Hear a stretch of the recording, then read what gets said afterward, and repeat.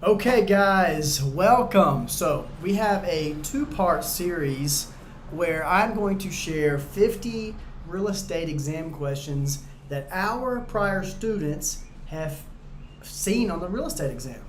And so, we're excited to share that with you. A lot of people really like these videos because they're fresh, they're real, and it really doesn't get any better than this. I will say one thing. Some people say I talk too slow, so you can, on the YouTube settings, you can speed it up a little bit. And some people say that I'm going too fast, and feel free to pause, think about it, and then come back.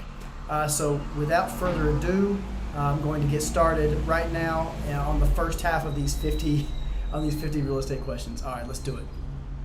Okay, realestateexamninja.com, where we help you pass your real estate exam. I've got paid stuff on there, but pretty much everything you need is free.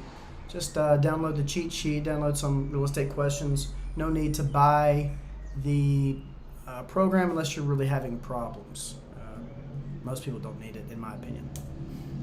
Guys, when an appraiser is looking at the quality of interior finishes, the appraiser will evaluate all of the following except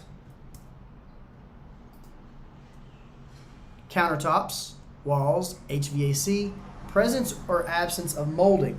So on this question, they tell you, right? So some of you may be looking at this and be a little confused, and this is a great example of how real estate questions are formatted on the exam. So the key word in the question is interior finishes. So what's an interior finish? Countertops. Yes. Walls. Yes. Presence or absence of molding. That's going to be on the interior finishes, right? So the odd man out is HVAC, which is, it's outside. So let's check it out. Boom. HVAC, correct. I hope you guys got that one right. Keep moving on. And I apologize. Its own category for appraisals. Walls, countertops, molding, that's interior. Let's keep moving. The city buys a block of condemned houses, raises them, and establishes a park in order to create the park the city required. Which of the following? Non-conforming use, density, open space, or spots. What do you guys think? The answer is spot zoning. Spot zoning is property zoned for, get my big head out of the way again, for a different purpose than the surrounding area. Non-conforming use is incorrect because the park did not exist previously to the current zoning. So there's going to be zoning questions on here. In my experience, there's not an over-representation of zoning questions. You guys do need to know the basics of zoning, but this is kind of a pretty specific question.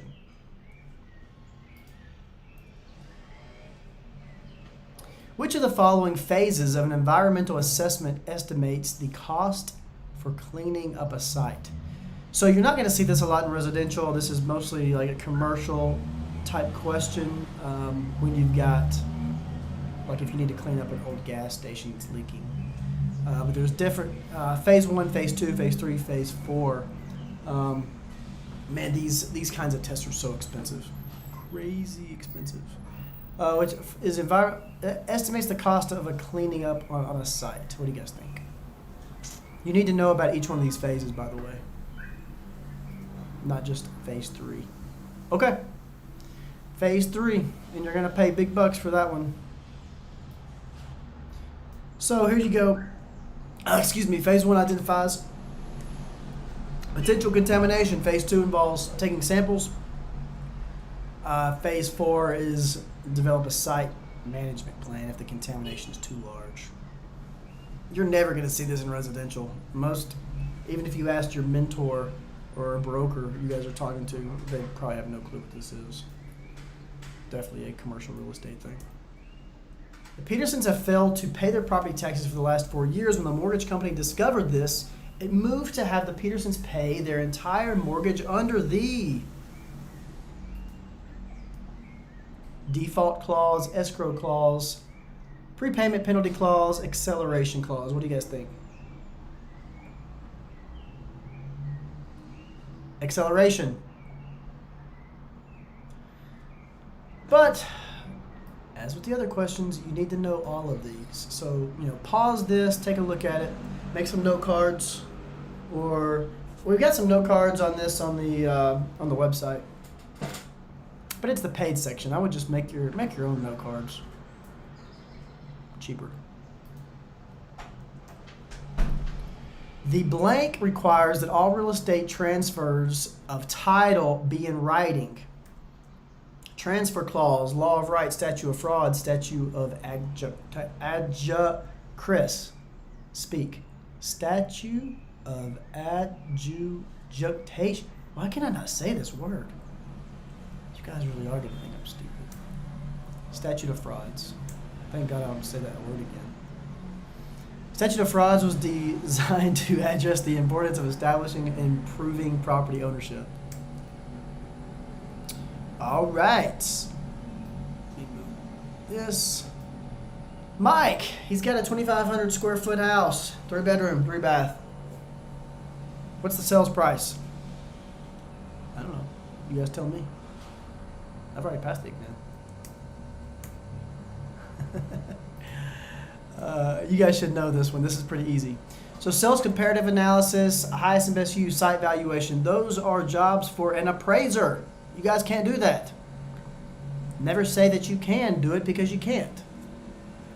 You can do a comparative market analysis. So that's going to be the winner.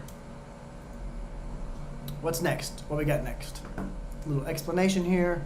You guys pause it and read this. Man, it's exhausting having to read all this out when you guys can just read it. What's next here? Who of the following people would obtain a conforming mortgage? A, person building a home. B, person buying a home for 1.229. Person buying a home for 629. Veteran buying a home for 1.229. This is kind of tricky. Because if you're just using test logic, you would say the answer is B or D. Multiple choice questions, they love to do stuff like this B and D. Just make tiny switches. But I believe the answer is actually C. Am I going to be embarrassed here? No, I'm not embarrassed. Good. The person building a home would get a conventional mortgage. The other two choices would need non-conforming mortgages.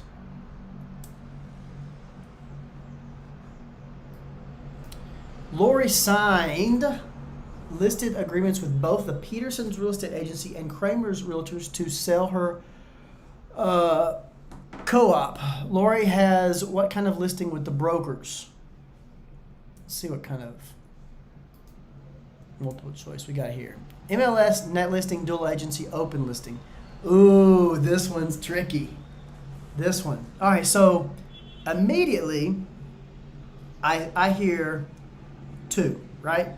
There's two agencies with listing agreements.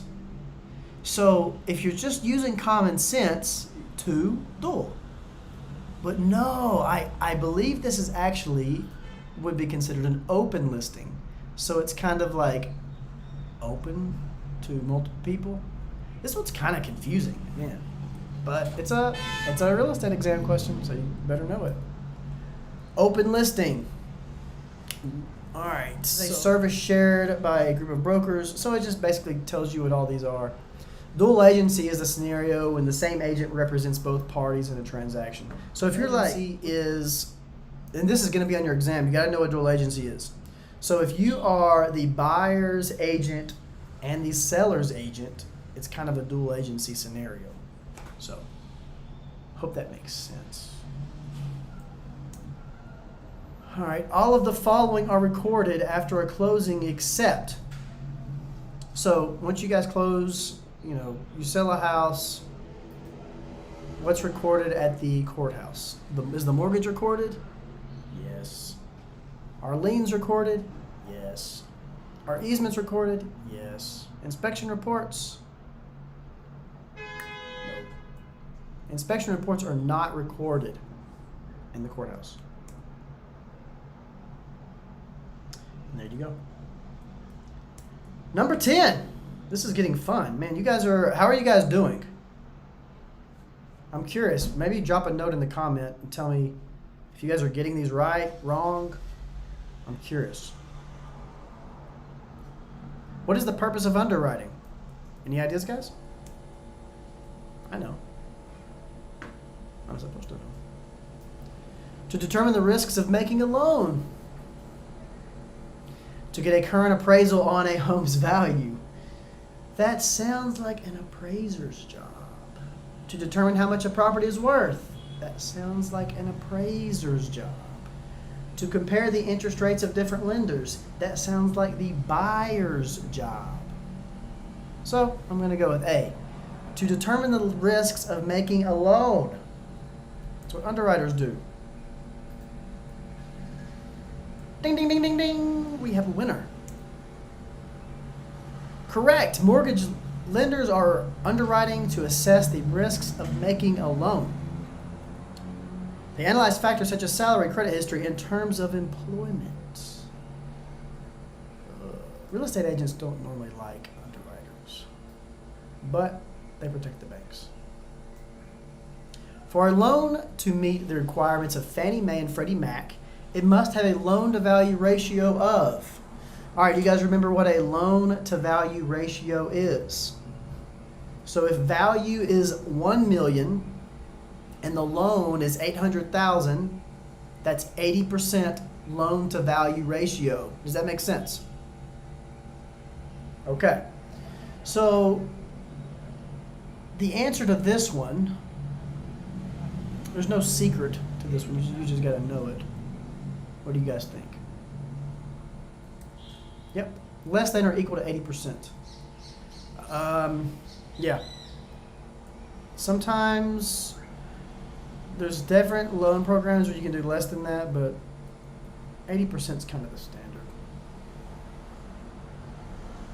Pause it and read this. I gotta quit talking so much I can feel myself losing my voice, and I still have like 15 questions left. Which type of deed grants the highest and most complete form of ownership? What do you guys think? Are you right? General warranty deed. Side note, take a note of this. You got to know all of these kinds of deeds. All of these are real, and you got to know each one on the exam. Quick claim deed has no. All right, you guys pause and read this. I'm not going to read this to you. I am losing my voice. I can feel it. My dog's even looking at me like I'm crazy. All right. What do we got next? Some states require that real estate sales contracts be in writing because of the states. Statute of fraud, statute of delivery, real estate commission regulation, statute of liability. You know, I don't even really know this one. This one doesn't ring a bell, but I'm going to use like what makes the most sense. And I think that would be, I don't know. Maybe you guys know this one. Statute of frauds. Should have known. All right, statute of delivery. Okay, so these just statute of delivery and statute of liability are distractors. Real estate commission regulations is incorrect because a real estate commission does not have power to regulate the form of a contract. True. Ginny Mae. Which of these is right? I'm gonna let you guys look at it for a second, and then we're gonna keep moving. Don't forget, you guys can pause this. See, it's a hard one. If you got that one wrong, don't feel bad. That's a tough one. They shield investors from mortgage-backed securities from losses.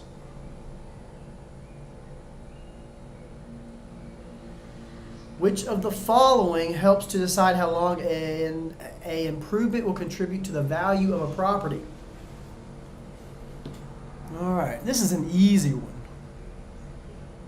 So again, you have to know all of these. You need to know the difference between all of these. These are going to be on your exam. Economic life. I'll let you read this for a second, and then we're going to move on. Just make a note of this. And by the way, if you guys would do me a favor, so I try to make everything for free. I really just want to help. And the only way that I can really reach the most people is if you guys like this video, subscribe, leave a comment. It basically tells Google's algorithm, ding, ding, ding, ding, ding. Chris is helping people. Chris is helping people. Ding, ding, ding, ding, ding. So if you guys would do that, I would truly appreciate it. All right, let's keep moving. An assignment of a lease is a partial transfer of rights between landlord and lessee, total transfer of rights from lessee to a third party, partial transfer of rights to a sublessor to a sublessee, total transfer of rights from sublessee to sublessee. I didn't mean to do that. Oh, sorry. I hope you guys had time to answer that one.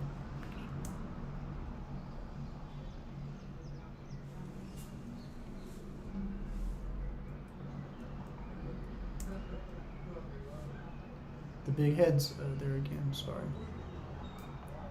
Which of the following ad would violate the Fair Housing Act in this ad? All right, this one, man, if you guys don't get this one, I don't even know that you can pass this test, to be honest with you. This one should be very obvious. So we are violating. So there's something in this ad that violates the Fair Housing Act. What is it? 2-bedroom apartment for rent in elevator building. Does any of that sound weird? No. It's got a handicap accessible bathroom. That sounds like it's pretty fair. Nothing violating there. Husband and wife preferred. Off. Problematic. You can't say that. That's basically saying, well, it's pretty homophobic, to be honest. But children welcome. Most people, I don't know. I was going to say most people like kids, but I don't know. Some of my rental properties, kids destroy the place. I digress. Elevator building, handicap, accessible bathroom, husband and wife preferred. If you said C, you are correct. Boom. Proud of you guys. I know most of you got that one. All right. Ooh, there's husband and wife implies that it's heterosexual couples preferred. You can't discriminate based on sex or race or disability. You guys should learn about the Fair Housing Act because it will be on your exam. Which of these would determine if there is an encroachment on the property? An appraisal? No. Injectment? Easement? Survey? What do you think? I know, but I'm chilling. I already passed the exam. Are you chilling? Or are you studying? Here we go. If you said B, you are correct. A survey determines if one's building or property encroaches on another's. A survey is typically part of a real estate contract. I might need to edit that. So it is, but I'm not real worried about a survey in a subdivision. I am worried about a survey if I'm buying like 100 acres of land in the middle of nowhere and nobody knows where the property lines are. So, but anyway, always, whatever. I'm trying to teach better safe than sorry. So get a survey. It's important. Worn dirty carpet would be considered in an appraisal as an incurable functional obsolescence, a curable physical deterioration, an incurable economic obsolescence, a curable functional obsolescence. Man, this is a big word salad. Let's break it down. Okay. So first, let's talk about some of these. Do you guys know what functional obsolescence is? Man, it's hard to verbalize this. It's better to show in a picture. But functional obsolescence. Okay, here's an example. If I have to walk through the kitchen to get to the bathroom, that is functional obsolescence. The layout of the house is functionally not correct, right? Physical deterioration, pretty self-explanatory. Like on your car, if your tires are going bad because they get too many miles on them, they have physically deteriorated. An incurable economic obsolescence. Oh man, what's a good example of this? I'm kind of put on the spot. Incurable economic obsolescence. That would be, oh man, I can't think of it on the spot. That's embarrassing. A curable functional obsolescence. Worn dirty carpet, that's going to be curable. That's something we can cure. We put new carpet in. That's physical deterioration. Yep. There you go. Man, I'm embarrassed I couldn't think of an economic obsolescence example. Hopefully you guys don't judge me. Deed restrictions and easements on a property are considered blank when written into a deed. A consideration about investment, exceptions and reservations. D, a turnaround investment. What do you guys think? What's the deal? What's the dealio? I think it's C. I don't know everything, but I know a lot. It is.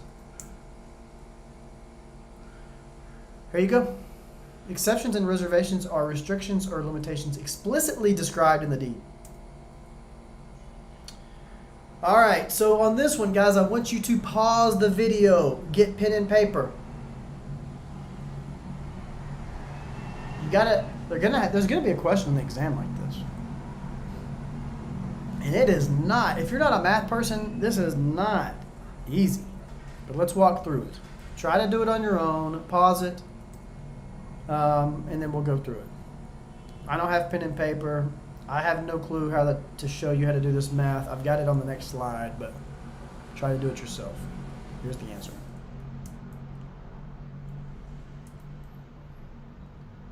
Okay, there's the math. I would like you to pause and look at this.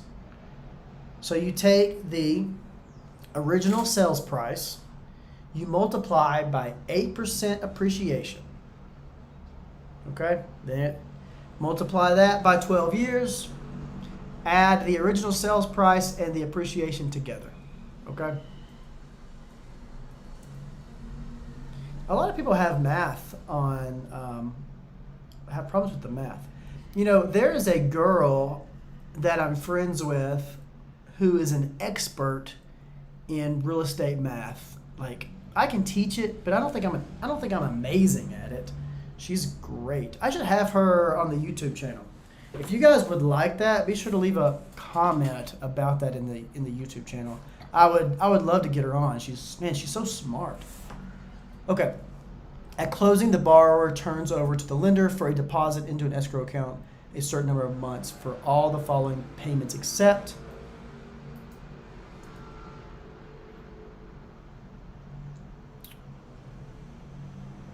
Okay. So one of these is not like the other.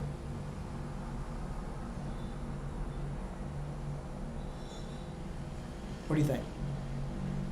Interest. At closing, man, I'm not going to read all this. You guys here, pause it and read it. No, I'm going to read it. I love you guys. Interest is paid on an ongoing monthly basis with payment of the principal. And so is the correct answer to the question, which is asking for what is not included in escrow. And man, I've seen this, this is kind of hard to remember. I own a lot of real estate, and so I've been, I know this, but a lot of this changes. I don't know. This is difficult, guys. I'm sorry. This is a difficult one. I wish I had a secret to make it easier for you, but that was just kind of hard. The Peterson's Development Company is planning on rehabbing a block of tenements in the city. I need to check on that. It is buying up the property from 3 owners and paying them installments. Which type of installment contract is this known as?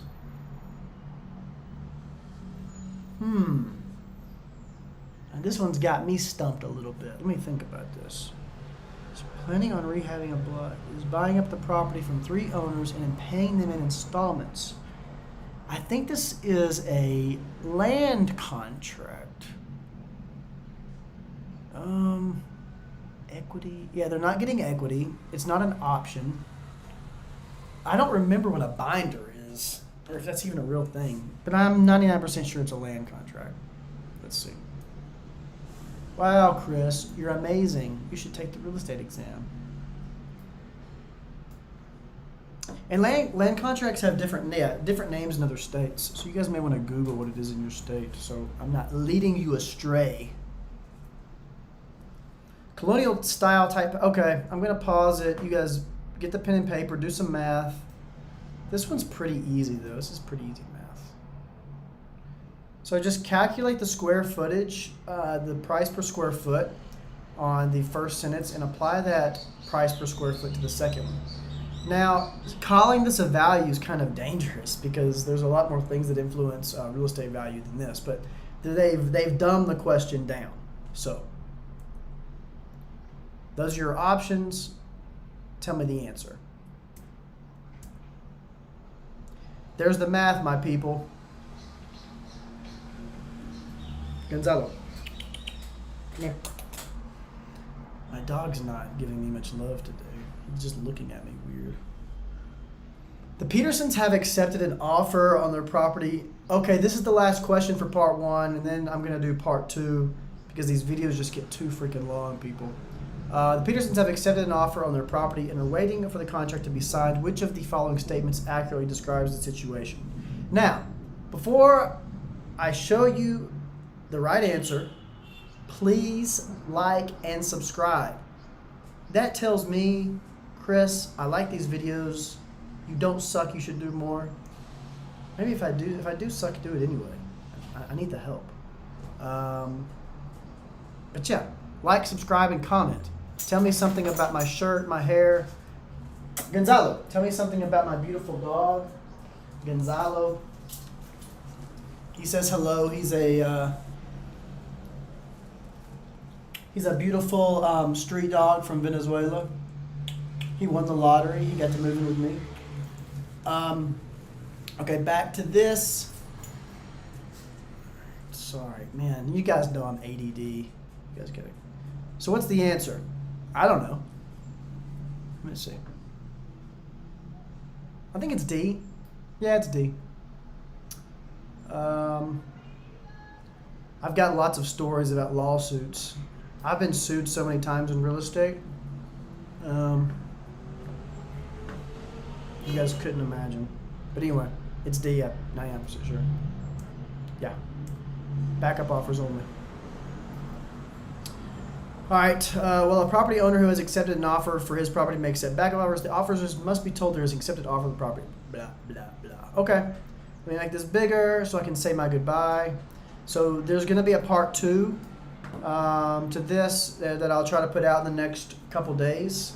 If you guys have any questions, email me. My contact info is at the website, realestateexamninja.com. There I have tons of practice questions on PDF and like interactive. I have a cheat sheet that's free. Yeah, and if you're really struggling, then I would suggest buying the program. But I don't feel like it's necessary for most people. I think like you guys just learn these questions and you should be good. All right, love you guys. I'll see you on the next video. Boom.